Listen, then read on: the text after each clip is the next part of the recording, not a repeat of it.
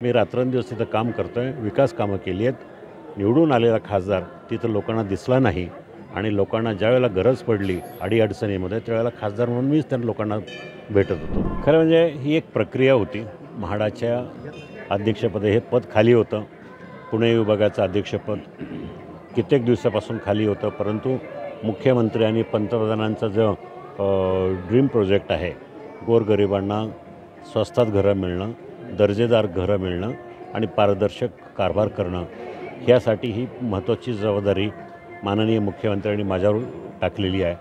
परंतु याचा अर्थ असा नाही की आता लोकसभेच्या निवडणुकीमध्ये मला तिकीट मिळणार नाही म्हणून गप्प बसवण्यासाठी हे पद दिलं. अजिबात असा कुणीही समज करून घेऊ नये. मी 2024ला निवडणुकीत उभा राहणार, महायुतीचाच उमेदवार राहणार, याबद्दल तीळ मात्र शंका नाही.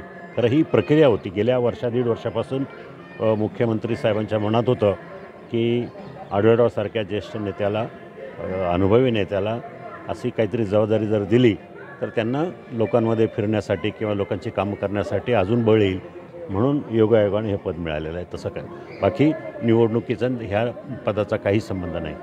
कोल्हापुरात हे अधिवेशन होते, आजचा दुसरा दिवस आहे. कार्यकर्त्यांना काय आवाहन कराल आणि इतर खरं म्हणजे काल आम्ही सगळ्यांनी शपथपूर्वक सांगितलेलं आहे की येणाऱ्या लोकसभेच्या निवडणुकीमध्ये 48 जागा आदरणीय मुख्यमंत्री एकनाथभाई शिंदे यांच्या नेतृत्वाखाली जिंकायच्या आणि त्यासाठी तसं नियोजन करायचं आहे. सगळे कार्यकर्ते महाराष्ट्रावर पेटून उठलेले आहेत आणि कुठल्याही परिस्थितीत काही जरी चर्चा इकडं तिकडं चालू असल्या तरी 48 जागा महायुतीमधून निवडून आणायच्या हा आम्ही सगळ्यांनी चंग बांधलेला आहे.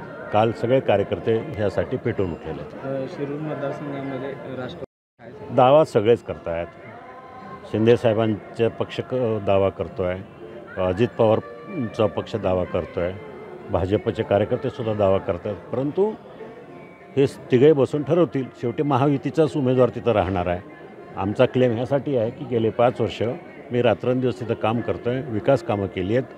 निवडून आलेला खासदार तिथं लोकांना दिसला नाही आणि लोकांना ज्यावेळेला गरज पडली अडीअडचणीमध्ये त्यावेळेला खासदार म्हणून मीच त्या लोकांना भेटत होतो. त्यामुळं तसं काही तो इश्यू महत्त्वाचा नाही. तिघे बसून ठरवतो.